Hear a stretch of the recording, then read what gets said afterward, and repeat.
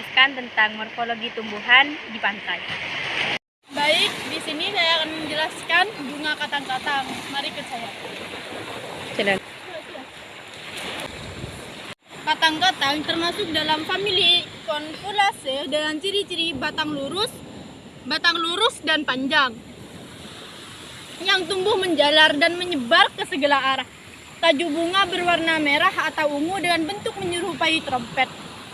Katang-katang merupakan tumbuhan liar yang tumbuh di atas pasir atau pesisir pantai yang mampu beradaptasi pada kondisi ekstrim dengan angin kencang yang mengandung garam tinggi, suhu tanah tinggi, nutrisi tanah yang rendah, dan gangguan badai. Katang-katang tersebar sepanjang pantai di Indonesia karena berada di wilayah beriklim tropis dan wilayah beriklim subtropis, yang merupakan tempat tumbuh yang sesuai. Spesies ini sangat sesuai dalam program rehabilitasi atau restorasi ekosistem karena kemampuannya dalam menstabilkan pasir yang dapat membentuk hamparan untuk mengikat pasir. Obat tradisional dalam dunia kesehatan mempunyai keunggulan tidak ada efek samping terhadap tubuh yang mengkonsumsinya. Katang-katang merupakan vegetasi pesisir yang dapat digunakan sebagai obat tradisional untuk mengobati berbagai penyakit. Manfaat katang-katang bagi kesehatan sebagai obat untuk peradangan nyeri, peradangan pada wasir, gangguan diuresis, pembangkangan gusi, dan nyeri pada penyakit genor. Kandungan senyawa antioksidan di dalam tanaman dapat menunda, memperlambat, atau mencegah proses oksidasi dan bahan pangan dan tumbuhan manusia. Selain antioksidan, ekstrak katang-katang juga mempunyai aktivitas sitosik terhadap sel kanker rahim. Pemanfaatan tanaman katang-katang baik berupa daun, batang, dan bijinya. Akar katang-katang mempunyai khasiat untuk mengobati sakit gigi dan eksim. Cairan dari batangnya bisa digunakan untuk mengobati gigitan serangga dan sengatan binatang. Daun katang-katang mempunyai khasiat untuk mengobati rematik, wasir, dan korengan. Sedangkan bijinya baik digunakan untuk sakit perut dan kram. Tanaman katang-katang tidak diperbolehkan untuk dikonsumsi oleh wanita hamil. Budidaya dan pengembangan katang-katang untuk obat tradisional masih minim informasi. Masih sedikit produk-produk yang berbahan dari tanaman katang-katang untuk pengobatan. Penggunaan tanaman katang-katang hanya dilakukan oleh penduduk sekitar pesisir. Penelitian lebih lanjut dalam penggunaan tanaman obat seperti katang-katang untuk menjadi sebuah produk herbal perlu dilakukan untuk dapat dikonsumsi masyarakat secara luas. Sistem budidaya tanaman katang-katang perlu dikembangkan untuk penyuluhan kepada masyarakat sekitar sebagai alternatif peningkatan ekonomi masyarakat pesisir. Baik, cukup sekian penjelasan dari daun katang-katang. Selebihnya, wassalamualaikum warahmatullahi wabarakatuh.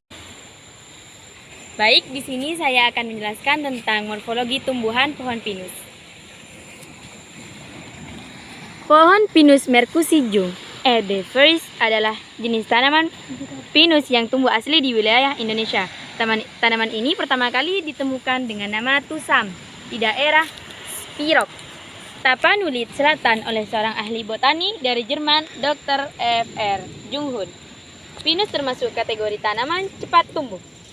Terlebih lagi, pohon pinus tidak memerlukan syarat-syarat tempat tumbuh yang khusus, sehingga mudah untuk dibudidayakan termasuk pada tempat yang kering. Keunggulan-keunggulan di atas menjadikan tumbuhan ini cocok untuk penghijauan dan reboisasi.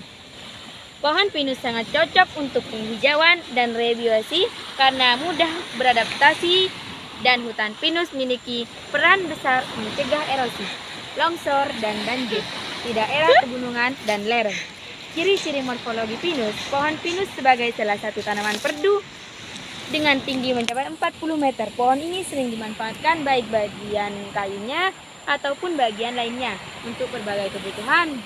Awalnya kata pinus merujuk ke salah satu famili tumbuhan. Namun seiring berjalannya waktu, tanaman pinus lebih populer menjadi nama tanaman dalam definisi atau bahasa Indonesia. Akar. Pohon pinus memiliki akar pembentuk akar tunggang yang juga memiliki banyak cabang. Akarnya berwarna coklat dan mampu mencengkram tanah dengan sangat kuat. Struktur perakarannya sangat bagus sehingga bisa mengikat tanah di sekitarnya atau bahkan mengurangi kemungkinan erosi. Batang pohon pinus. Jika dilihat secara langsung, ciri morfologis batang pohon pinus hampir sama dengan pohon cemara. Batang pohon pinus memiliki bentuk silinder yang kokoh dengan berukuran maksimal 40 meter. Batangnya keras dan tegak lurus serta bagian bawahnya lebih besar. Jika dilihat secara seksama, batang pohon memiliki guratan dengan tekstur putaran yang teratur. Daun. Daun pinus termasuk daun menjemuk. Menjemuk panjang daun pinus yaitu maksimal 20 cm. Di bagian pangkal daun pinus diselubungi sisik berupa selaput tipis. Bentuk daun pinus memiliki kesamaan dengan daun cemara sehingga banyak orang salah memahami bahwa pohon pinus adalah cemara atau sebaliknya. Pinus merupakan jenis bunga yang memiliki kelaminan tunggal uniseksualis sama seperti cemara. Bunga pohon pinus juga terdiri dari dua jenis, yakni bunga jantan dan bunga betina. Bunga jantan bentuknya silindris dan memiliki ukuran panjang kira-kira 2-4 cm. Bunga jantan menyebar di bagian pohonnya. Biji pinus.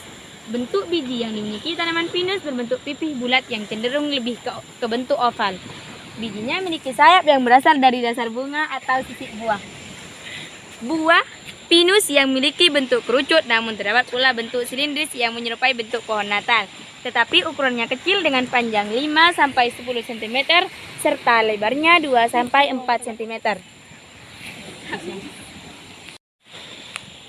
Itu saja penjelasan morfologi tumbuhan pohon pinus. Cukup sekian, terima kasih. Baik, di sini saya akan menjelaskan dari tumbuhan morfologi tahi ayam. Morfologi bunga tahi ayam yaitu bunga majemuk berbentuk cawan dengan tangkai yang panjang. Memiliki organ lengkap berupa putik dan benang sari pada tengah bunga serta berwarna oranye cerah. Tumbuhan dikotil yang digunakan dalam sesajen di antara Kamboja, Jepang, bunga wari, sedap malam, dan damiana.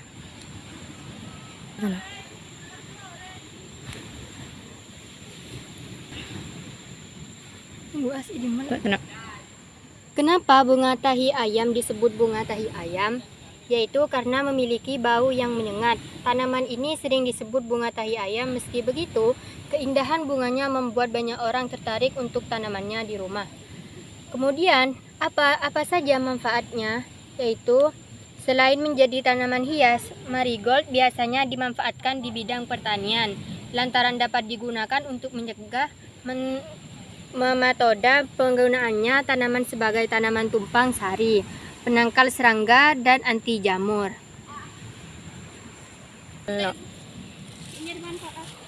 Baik, sekian dari saya. Cukup sekian. Oke, di sini saya akan menjelaskan tentang bunga tapak dara. Bunga tapak dara merupakan tanaman perdu yang tumbuh liar dan ada juga yang dibudidayakan. Bunga ini berasal dari Madagaskar dan tersebar di seluruh daerah tropis dan daerah beriklim tropis. Di Indonesia, khususnya daerah Aceh, bunga ini dijadikan sebagai tanaman hias di taman dan perkarangan bunga. Dalam bahasa Latinnya, bunga tapak dara ini memakan dengan Cataranchus rosus dengan berbagai macam warganya. Biasanya bunga ini tumbuh liar dan sangat mudah kita temukan di rumah penduduk, taman, dan pekarangan rumah. Selain untuk tanaman hias, bunga dan daunnya bisa dijadikan berbagai sumber obat bagi manusia. Bunga tapak dara atau disebut juga Cakarotus resus sangat banyak kandungan kimianya yang digunakan sebagai obat, antiseptik, dan lainnya. Sebagai zat-zat yang terkandung pada bunga dan daun tapak dara memiliki racun yang berbahaya bagi manusia. Misalnya seperti demam, bau badan, dan muntah-muntah. Tanda-tanda lain bunga yang dialami manusia dengan keracunan bunga tapak dara yaitu kehilangan ingatan dan kematian. Klasifikasi ilmiahnya ialah Kingdom Plantae, divisi Magoliophyta, kelas Mangoliophysidae, ordo Gentinales, famili Apocyaceae, genus Cararosus, spesies C. rosus, nama biomal Catarosus resus.